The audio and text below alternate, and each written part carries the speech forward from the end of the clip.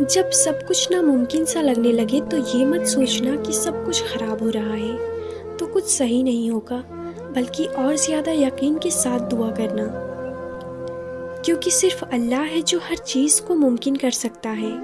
اللہ ہر چیز پر قادر ہے۔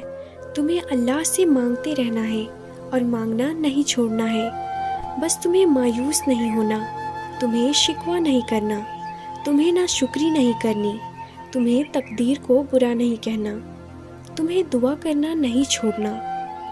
ہاں، کبھی کبھی انسان اپنے لیے ان چیزوں کی خواہشیں کرتا ہے جو اس کے نظر میں تو بہت دلکش ہوتی ہے، لیکن کبھی کبھی وہ خواہشات انسان کے اپنے وجود کے لیے تکلیف کا باعث بنتی ہے۔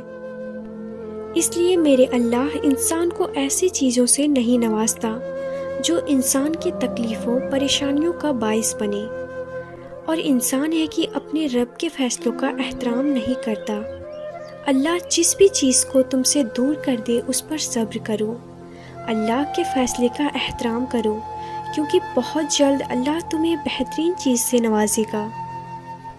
جو کچھ اللہ جانتا ہے اس کا علم انسان کو نہیں۔ دعا یہ تو نہیں کہ جو مانگا وہ ویسے ہی ملے گا۔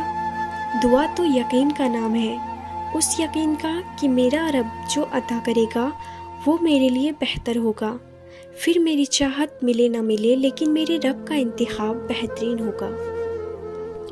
اور یقین یہ نہیں کہ جو مانگا بالکل ویسا نہ ملنے پر ہلے شکوے شکایتیں شروع۔ آخر یہ بھی تو سوچو کہ اگر کسی چیز کو بھی تم سے دور کر دیا گیا تو ضرور اس میں اللہ کی کوئی مصلحت ہوگی۔ یہ بھی تو سوچو تم اللہ کی مصلحتوں کو نہیں سمجھ سکتے۔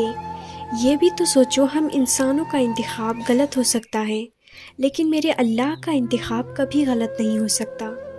دعا پر یقین تو یہ ہے کہ تم اللہ کے فیصلوں کا احترام کرو، اس کی رضا میں راضی رہو، پھر تمہاری چاہ مطابق تمہیں وہ چیز ملے نہ ملے، لیکن یہ یقین رکھو کہ اللہ جو چیز تمہیں عطا کرے گا وہ تمہارے لیے بہتر ہوگا، تمہاری اپنی چاہ سے کئی گنا زیادہ بہتر۔